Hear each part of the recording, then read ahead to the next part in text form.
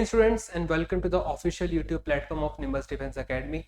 My name is Akshay Pathania और जो आज की वीडियो है ये बहुत इंपॉर्टेंट वीडियो है फॉर ऑल दी एफकेट एस्पायरेंट्स। तो स्टूडेंट्स, इंडियन एयरफोर्स ने नोटिफिकेशन रिलीज कर दी है जो कि आपका पहला एग्जाम होने वाला है एफकेट का 2026 में।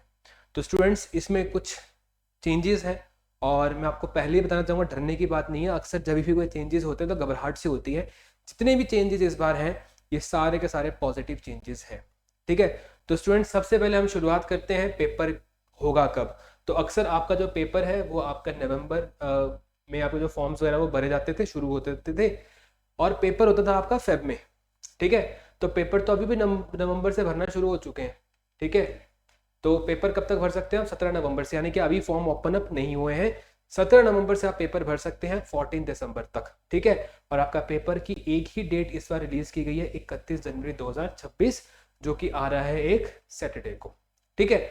और अगली बात कि ये जो पेपर हैं इस बार बेटा भरे जाएंगे अलग वेबसाइट के ऊपर fcat.edcil.co.in। तो ये वेबसाइट का भी आप यहाँ पे ध्यान रखना, ठीक है। तो पेपर जो है आपका एक अलग प्लेटफॉर्म इस बार कनेक्ट कराया जाएगा, ठीक है, करवाएगा आपका। दूसरा, डेट्स जो है पेपर पहले ओपन अप हो रहे हैं इस बार। अक्सर पेपर थोड़ा लेट होते थे, यानी कि नवंबर का बिल्कुल एंड में होते थे। जल्दी आपके फॉर्म ओपन अप हो गए हैं और पेपर भी जल्दी होगा और एक ही शिफ्ट में होगा। तो जो हम बहुत ज़्यादा, देखो शिफ्ट की मैं गारंटी नहीं दे सकता लेकिन डेट तो एक ही लिखी है। तो जो हम बहुत ज़्यादा बोलते थे ना डेट्स के पर्सपेक्टिव से नॉर्मलाइजेशन वाला, तो वो जो डिबेट है अब वो खत्म हो जाएगी, है ना। एफकेट जैसे 3-3 दिनों में पेपर हो रहा था, फर्स्ट डेट सेकंड डेट, है ना, फिर शिफ्ट हो रही थी आपकी, तो बहुत ज़्यादा दिक्कत आ रही थी अबाउट द नॉर्मलाइजेशन। तो आई एम नॉट श्योर कि 2 शिफ्ट्स होंगी या 3 शिफ्ट्स होंगी, अभी लिखा नहीं है ऐसा कुछ। लेकिन हाँ, जो आपका डे वाइज को लेकर जो करते थे ना नॉर्मलाइजेशन, वो तो शायद खत्म हो जाएगा, ठीक है। और इसीलिए एक बड़ी बॉडी के ऊपर भी यहाँ पे गए हैं। तो शनिवार को हो जाएगा बेटा आपका यहाँ पे पेपर, ठीक है। तो ये बात आप समझ के 3 चीजें आपको मैंने यहाँ पे बता दी हैं। एक बता दिया आपको मैंने पेपर की डेट, एक आपको मैंने वेबसाइट और एक आपको मैंने फॉर्म्स की डेट, ठीक है। एक तो ये चीज हो गई। अब इसके अलावा हम बात करते हैं सीट्स की, कितनी कितनी वैकेंसीज आई हैं बेटा। वैकेंसीज में बहुत अच्छी चीजें हैं यहाँ पे जिसके बारे में हमको यहाँ बात करनी है, ठीक है। तो सबसे पहले तो मैं यहाँ पे आपसे बात करना चाहूँगा कि फ्लाइंग के लिए अच्छी सीट्स आई हैं इस बार, लेकिन फ्लाइंग में परमानेंट मिशन जैसे पहले नहीं था इस बार भी नहीं है। तो मेन की है 34 सीट्स और वीमेन की है 4 सीट्स फ्लाइंग की। तो टोटल 38 सीट्स जो हैं ये फ्लाइंग की आ जाती हैं यहाँ पे, ठीक है। एक तो ये हो गया आपका कैलकुलेशन। ग्राउंड ड्यूटी टेक्निकल में एक मेजर चेंज आया है। ग्राउंड ड्यूटी टेक्निकल को जो इलेक्ट्रिकल और जो मैकेनिकल ब्रांच है, ठीक है, both for men as well as women, ठीक है, ये सीट्स दी गई है। 6 सीट्स विमेन को और 12 सीट्स मेन को, ठीक है। किसके लिए? Permanent commission. बेटा सबका सपना होता है कि अगर हम फौज में जाएं तो लंबे समय तक सर्व करके आए। तो आपको क्या मिलना शुरू हो गया यहाँ पे? आपको मिलना शुरू हो चुका है यहाँ पे परमानेंट कमीशन, जो कि बहुत लंबे समय पहले बंद कर दिया गया था, फिर से शुरू हो गया। ये है इस पूरी की पूरी नोटिफिकेशन की हाईलाइट। और इसके अलावा बम्पर सीट्स हैं शॉर्ट सर्विस में, 138 है मेन के लिए और 32 है फीमेल्स के लिए या वीमेन के लिए, ठीक है। इसके अलावा ग्राउंड ड्यूटी नॉन टेक्निकल तो आपको पता ही है, इसमें बहुत सारी ब्रांचेस हैं। वेपन सिस्टम ब्रांच है, एडमिनिस्ट्रेटिव है, लॉजिस्टिक्स है, अकाउंट्स है, एजुकेशन है, मेटलर्जी है। तो इन सारी ब्रांच में both male as well as female category में बहुत अच्छा नंबर ऑफ सीट्स जो है वो आया हुआ है, ठीक है। तो ये सीट्स हैं। आपको अगर कोई भी दिक्कत हो इस फॉर्म को भरने में तो याद रखना, जिस तरीके से एफकेट का जो फॉर्म का जो फॉर्मेट है ना, आप किस किस चीज़ के लिए एलिजिबल हो, ये इतनी बड़ी दिक्कत नहीं है। आप जब फॉर्म भरने जाओगे 17 तारीख को, तो आप बस सच्चे तरीके से यानी कि ट्रुथफुल रह के आप अपने सारे डिटेल्स भर देना। जैसे आप अपने डिटेल्स भर दोगे तो कौन कौन सी ब्रांच को आप अप्लाई कर सकते हो, वो सारी की सारी ब्रांचेस आपको ऑटोमेटिकली एक बॉक्स में दिख जाएगा। फिर आप चूज कर सकते हो कि ये भरनी है ये नहीं भरनी है। लेकिन सिंपल रिकमेंडेशन क्या है? फौज में घुसना पर्पस है, ठीक है। इतना नहीं है कि ये लूंगा वो नहीं करूंगा, है ना। तो जिसमें आप एलिजिबल हैं उनको फटाफट से आप पिक करिए और एक बॉक्स में आएगा कि यहाँ पे एलिजिबल है। आप जैसे उस चेक बॉक्स को टिक करोगे वो सब कुछ दूसरे बॉक्स में आ जाएगा, यानी कि इन चीज़ों के लिए आप अप्लाई कर रहे हैं। हर एक ब्रांच के लिए अप्लाई करना है अगर आप एलिजिबल है, ठीक है।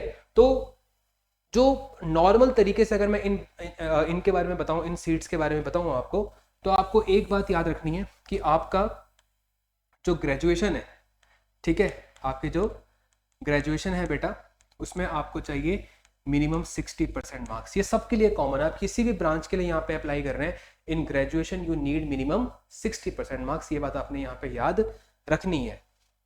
ट्वेल्थ में याद रखना, ट्वेल्थ में आपको चाहिए 50% मार्क्स, समझ गया? ग्रेजुएशन में you need 60% marks, in twelfth you need 50% marks. ये हर एक के लिए क्या है, ट्रू है, समझ गया आप? ये हर एक के लिए ट्रू है। और दूसरी बात, जब हम बात करते हैं फ्लाइंग की, जब हम बात करते हैं ग्राउंड ड्यूटी टेक्निकल की, तो याद रखना ट्वेल्थ में आपको पीसीएम होना चाहिए, ठीक है? वैसे तो पीएम बोलते हैं लेकिन साथ में सी बीच में होता ही है ना। तो अगर आप फ्लाइंग के लिए कर रहे हो और किसके लिए कर रहे हो, ग्राउंड ड्यूटी के लिए, तो ट्वेल्थ में क्या होना चाहिए, पीसीएम होना चाहिए। और जब आप बात करते हैं ग्राउंड ड्यूटी टेक्निकल की, तो ग्रेजुएशन में आपकी होनी चाहिए इंजीनियरिंग। ये एक चीज़ है, तो याद रखना केवल और केवल इंजीनियर्स अप्लाई कर सकते हैं इन ब्रांचेस के लिए। Engineers can apply for these branches, ठीक है? और इसके साथ जो ग्राउंड ड्यूटी नॉन टेक्निकल है, इसमें क्या चाहिए, ग्रेजुएशन 60 किसी भी फील्ड में हो, ट्वेल्थ में 50 कोई भी फील्ड में हो। लेकिन जब आते हैं कि फ्लाइंग की और ग्राउंड ड्यूटी टेक्निकल की, तो उस समय के ऊपर आपको चाहिए ट्वेल्थ में पीसीएम, ठीक है? और जब हम बात करेंगे स्पेसिफिकली ग्राउंड ड्यूटी की, यानी कि एक नॉर्मल ग्रेजुएट भी फ्लाइंग के लिए अप्लाई कर सकता है, उसको इंजीनियरिंग नहीं चाहिए। लेकिन ग्राउंड ड्यूटी टेक्निकल सिर्फ कौन अप्लाई कर सकता है, एक इंजीनियर्स। सरल भाषा में आपको मैं बता रहा हूँ, इंजीनियर हो तो ग्राउंड ड्यूटी टेक्निकल, ठीक है? इंजीनियर नहीं हो लेकिन पीसीएम था, तो फ्लाइंग भी कर सकते हो, टेक्निकल भी कर सकते हो, ठीक है? लेकिन अगर ट्वेल्थ में भी साइंस नहीं थी, तो क्या कर सकते हो आप, ग्राउंड ड्यूटी नॉन टेक्निकल की तरफ आप यहाँ पे जा सकते हो, ठीक है? तो सरल भाषा में आपको मैंने बता दिया है, बाकी जो नोटिफिकेशन है उसको मैं यहाँ पे पेस्ट कर दूंगा, ठीक है? तो आप, सॉरी माफ करना, आप अपनी ब्रांच के हिसाब से, जिस ब्रांच में आप अप्लाई करना चाहते हैं उस ब्रांच के हिसाब से आप यहाँ से रीड कर सकते हैं क्या क्या क्वालिफिकेशन यहाँ पे है। देखो फ्लाइंग का बता दिया ना यहाँ पे, ठीक है? ग्रेजुएशन 3 साल की किसी भी कोर्स में, लेकिन 60% मार्क्स यहाँ पे चाहिए, और मैथमेटिक्स और फिजिक्स चाहिए +2 लेवल के ऊपर, और 50% मार्क्स भी चाहिए, ठीक है? तो ये एक चीज़ है यहाँ पे। हर एक की जितनी भी है, कौन कौन सी ब्रांचेस से आप अप्लाई कर सकते हो, कौन कौन सी इंजीनियरिंग अलाउड है, ये सब कुछ इस नोटिफिकेशन में बहुत डिटेल्ड मैनर में लिखा गया है। ये सारी की सारी चीज़ें जो है यहाँ पे मैंशनड है, ठीक है? वेपन सिस्टम ब्रांच का अलग से है, लॉजिस्टिक्स का अलग से है, लेकिन कोर कंसेप्ट वही है जो आपको मैं बता रहा था, ठीक है? ग्रेजुएशन में 60% और +2 में 50%, ठीक है? इन चीज़ों को आपने इग्नोर नहीं करना है। इसके अलावा बहुत सारी चीज़ें कि फॉर्म कैसे भरना है, क्या करना है, पेपर कैसा होगा, ठीक है? तो यहाँ पे का पेपर के फॉर्मेट के बारे में भी हम यहाँ पे बात कर लेते हैं, ठीक है? तो ये फॉर्म भरना कोई दिक्कत अगर आपको आएगी, अच्छा एक और चीज़ है, 550 रुपये इसकी जो फीस है वो कर दी गई है पेपर के लिए। कब काफ़ी कम होती थी कुछ समय पहले, अब तो चलो बहुत ज़्यादा फीस करवा दी गई है, इतना नहीं होना चाहिए, बट हाँ 550 इसकी फॉर्म की फ़ीस रहेगी, ये इस लिखा गया है। बहुत कुछ है इसके अंदर, लेकिन इतने पढ़ने की ज़रूरत नहीं पड़ती, जितना जितना ज़रूरत है आपको उतना उतना बेटा आपको मैं यहाँ बताता हुआ चल रहा हूँ, ठीक है? भाई साहब हाथ दर्द कर रहे हैं, तो चलो ऊपर, हाँ ये रहा आपका पेपर का फॉर्मेट। पेपर के फॉर्मेट के बारे में क्या बताया गया है कि आपके पेपर होगा 2 घंटे का पेपर, 100 क्वेश्चन, 300 मार्क्स, यानी कि एक क्वेश्चन कितने नंबर का हो गया, 3 नंबर का हो गया। नेगेटिव मार्किंग ऑब्वियसली होगी, ठीक है? और 3 marks will be awarded for every correct answer, 1 marks will be deducted for every incorrect answer, यानी कि 1/3 का नेगेटिव रहेगा, ठीक है? इसके अलावा जनरल अवेयरनेस आएगी, इंग्लिश में आएगी verbal ability, numerical ability, reasoning और मिलिट्री एप्टीट्यूड। जो पहले का पैटर्न था वही है, इसमें कुछ खासा चेंज यहाँ पे नहीं है, ठीक है? मार्क्स की नॉर्मलाइजेशन भी होगी, तो बेटा ऑब्वियस सी बात है यहाँ पे शिफ्ट के बारे में भी बता रहा है आपको कि शिफ्ट होंगी, हो सकती है यहाँ पे, ठीक है? हालांकि बताया नहीं है कि शिफ्ट्स कितनी होंगी, बट शिफ्ट्स हो सकती हैं यहाँ पे भी, ठीक है? बाकी ये फॉर्मूला है नॉर्मलाइजेशन का। बाकी प्रॉपर तरीके से आपको बताया गया कि पेपर में क्या क्या आएगा। इंग्लिश में आपको पता है कि वर्ड्स के ऊपर ज़्यादा ध्यान दिया जाता है, वोकैब के ऊपर मेहनत करो। जीके में आपको पता है कि जो भी पॉसिबल चीज़ें हैं वो सब कुछ यहाँ डाल दी गई हैं, ठीक है? और न्यूमेरिकल एबिलिटी में मेन चीज़ क्या है कि आपका अरिथमेटिक ज़्यादा है, एडवांस के टॉपिक्स इसके अंदर नहीं है, मतलब ख़त्म ही है एडवांस के टॉपिक्स, ठीक है? और रीजनिंग तो आपको होता है कि वर्बल भी और नॉन वर्बल भी है। और अगर हम बात करें तो मैथ्स होगा आपका मैट्रिकुलेशन लेवल का, यानी कि 10th लेवल का।